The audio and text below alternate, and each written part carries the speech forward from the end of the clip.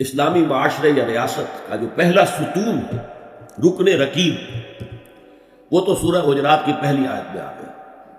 اللہ اور اس کے رسول کی اطاعت بلا چون و چرا، جہاں حکم خداوندی اور حکم رسول آ جائے رک جائے، کوئی قانون قاعدہ، کوئی اللہ کی کتاب اور رسول کی سنت کے منافی نہ ہو۔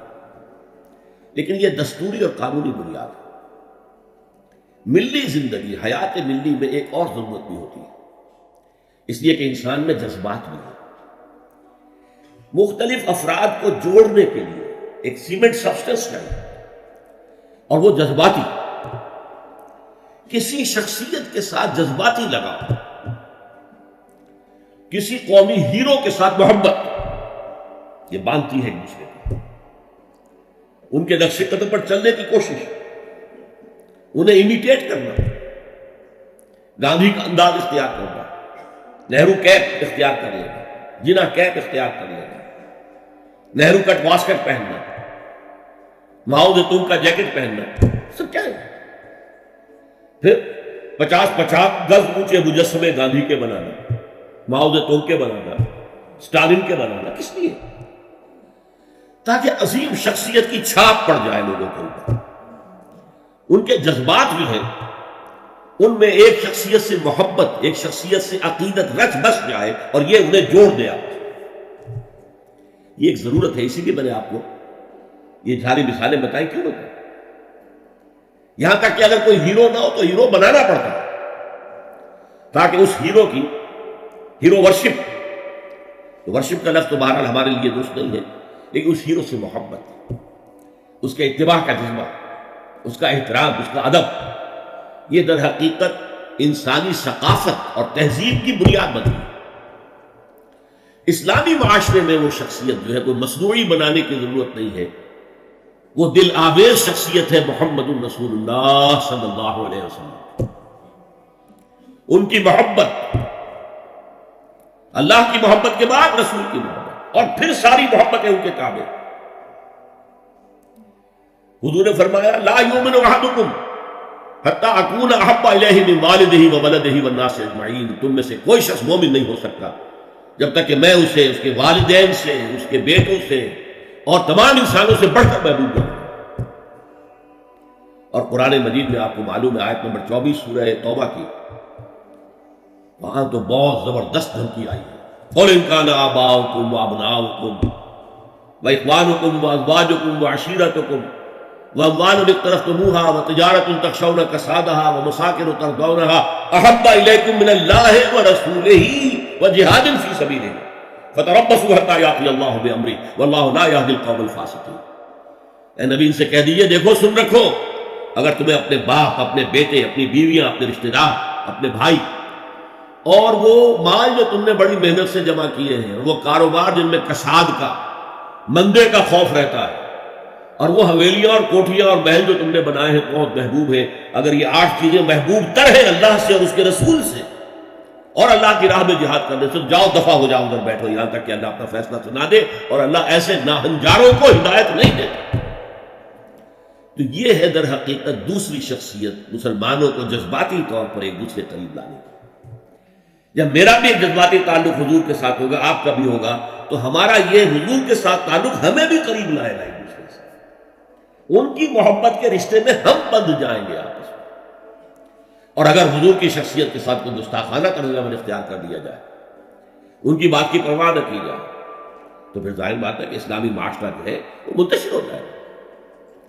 چنانچہ ہم یہ دیکھتے ہیں کہ یہ جو اتنی بڑی امت ہے اور 1400 برس گزر چکے ہیں، اس میں جو ایک کلچرل ہوموجینٹی ہے، یکسانی ہے۔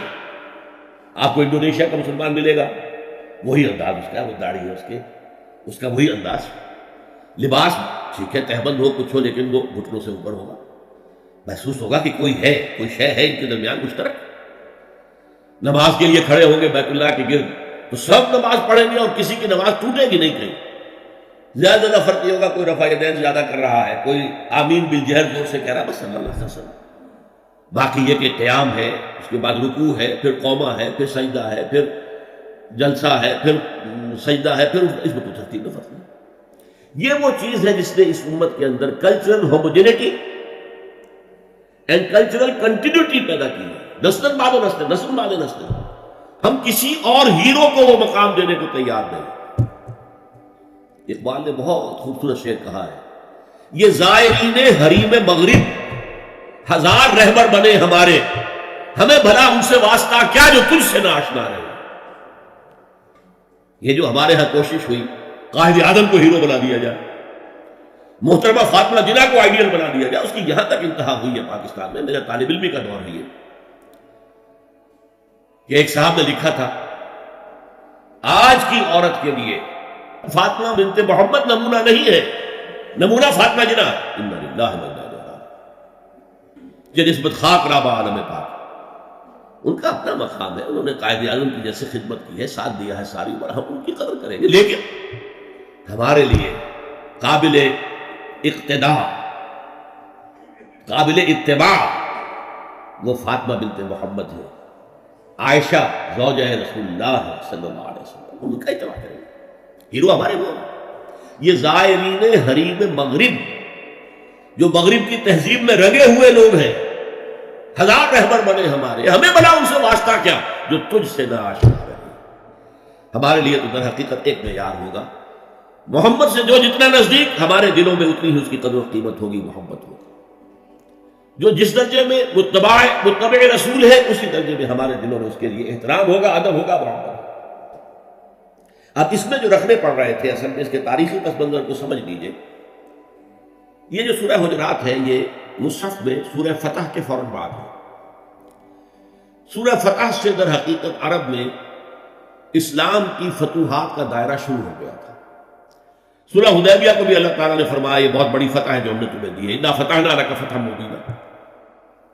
اگلے سال خیبر فتح ہو گیا، جو سب سے بڑا گڑھ بن گیا تھا یہودیوں کا، حجاز کے شمالی سرے پر۔ اگلے سال مکہ فتح ہو گیا، تو فتوحات کا دور شروع ہو چکا تھا۔ جب فتوحات کا دور شروع ہو گیا تو ظاہر بات ہے اب بہت سے لوگ یدخلون فی دین اللہ افواجا، چڑھتے سورج کے تو سبھی پجاری ہوتے۔ اب اسلام کا وہ دور جو تھا غریبی کا، اور اسلام جو ہے وہ کمزور تھا، ضعیف تھا، وہ دور ختم ہوا، تو وہ چڑھتے سورج کے پجاریوں کی بڑی تعداد اسلام میں داخل ہو گئی۔ لیکن ایک تو یہ ان کی دو تین چیزیں بڑی نمایاں تھیں۔ ایک تو وہ آ کر حضور پر احسان کرتے تھے، دیکھیے ہم بغیر لڑے بڑے اسلام لے آئے ہیں، ہم تو ایمان لے آئے ہیں۔ نمبر دو اکھڑ تھے، جو مزاج عرب کا ہے، اکھڑ، ادب اور احترام، یہ ان کی لغت ہی میں نہیں تھی، بہت اکھڑ مزاج، قومن لدہ قرآن مجید نے کہا، جھگڑا نہیں تھا، بڑی اکھڑ تھا۔ لہذا وہ حضور کے اس مقام کو نہیں پہچان پا رہے تھے، بس مان لیا کہ اللہ کے رسول ہے، ہم نے مان لیا جی بس، اور کیا۔ لہذا ان سے بعض ایسی حرکتیں سرزد ہو رہی تھی کہ جو احترام رسول کے منافی تھی، اور احترام رسول کے منافی حرکتیں ہوں گی تو ملت اور امت کے پارا پارا ہونے کا اندیشہ۔ سیمنٹ سبسٹنس جو ہے جو جوڑ رہا ہے انہیں، وہ ایک تو قانون ہے، اللہ اور اس کے رسول کے احکام، یہ قانونی اور دستوری بنیاد ہو گئی، اور ایک ہے اللہ کے رسول سے محبت۔ ویسے تو محبت سب سے زیادہ اللہ سے ہونی چاہیے، لیکن ظاہر بات ہے کہ اللہ کو وراء ورا ثم وراء ورا ثم وراء ورا، اس کا تو کوئی تصور ہم کرتے ہی نہیں، کر سکتے ہی نہیں، کریں گے تو وہ شرک ہو جائے گا، کفر ہو جائے گا۔ جو بھی ذہن میں نقشہ جمائیں گے وہ اللہ تو نہیں ہے، کوئی اور شے ہے جو آپ نے بنا لی۔ می تراشت فکر ماں ہر دم خدا بن دیگا، نیا سا نیا خدا بنا۔ لیکن ایک محسوس طے کرے محسوس حضور کی شخصیت، دل آویز شخصیت، حضور میں رحمت، حضور کی شفقت، یہ تو لوگوں کے سامنے تھی۔ حضور کا اعلیٰ کردار، حضور کی پاک سیرت، یہ تو حضور کے سامنے تھی۔ لہذا اصل محبت کا مرکز جو ہے وہ ذات نبی بن جاتا ہے۔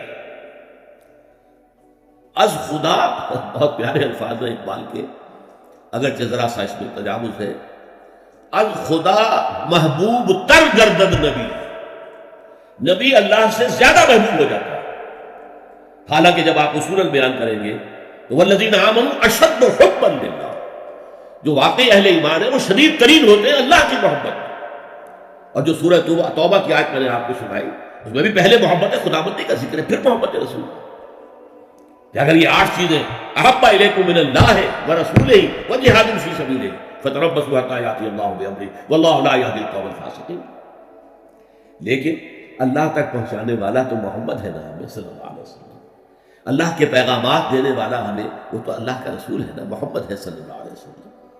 پھر ہم جو خوگرے پے کرے محسوس تھی انسان کی نظر، وہ خوگرے پے کرے محسوس محمد تو ہمیں نظر آتے ہیں. اللہ کے بارے میں تو ہم کوئی تصور نہیں کر سکتے.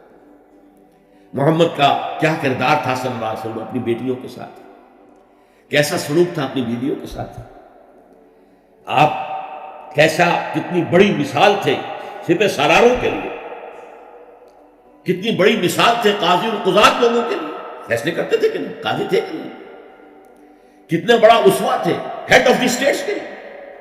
آپ اس ریاست کے ہیڈ تھے. کون سی حیثیت ہے جس میں ہم دیکھیں کہ وہاں پانی کو مرتا ہے اور شخصیت جو ہے اتنی عظمت والی یہاں نظر نہیں آ رہی، ہر پہلو سے عظیم ترین شخصیت. تو اس کی محبت اور اس کا اتباع کا جذبہ، اس کے لیے بھی نوٹ کر لیجئے، اللہ تعالیٰ پر بھی پہلے ہمارے لیے لازم ہے اس کی اطاعت اور دوسرے محبت. اللہ کی اطاعت اور محبت جمع کریں تو لفظ بنے گا عبادت، اللہ کی عبادت. رسول کے لیے بھی اطاعت بھی اور محبت بھی، لیکن رسول کے لیے اطاعت اور محبت کو جمع کریں گے اتباع بنے گا، پیروی کریں. یعنی ایک تو ہے حضور نے حکم دیا، اس پر تو عمل کرنا ہی کرنا ہے ورنہ تو ہم مسلمان ہی نہیں ہیں. ایک یہ ہے کہ ہم نے خود دیکھا حضور کیا کرتے ہیں، حضور چلتے کیسے ہیں، میں بھی ویسے چلوں.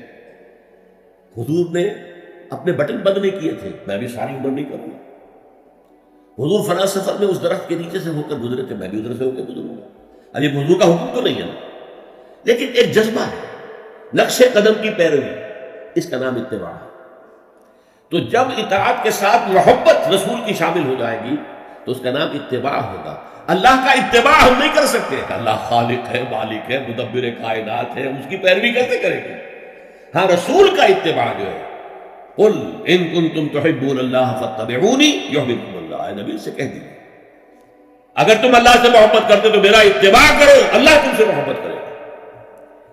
تو اللہ کے لیے اطاعت جمع محبت مساوی ہے عبادت کے، اور رسول کے لیے اطاعت جمع محبت مساوی ہے اتباع.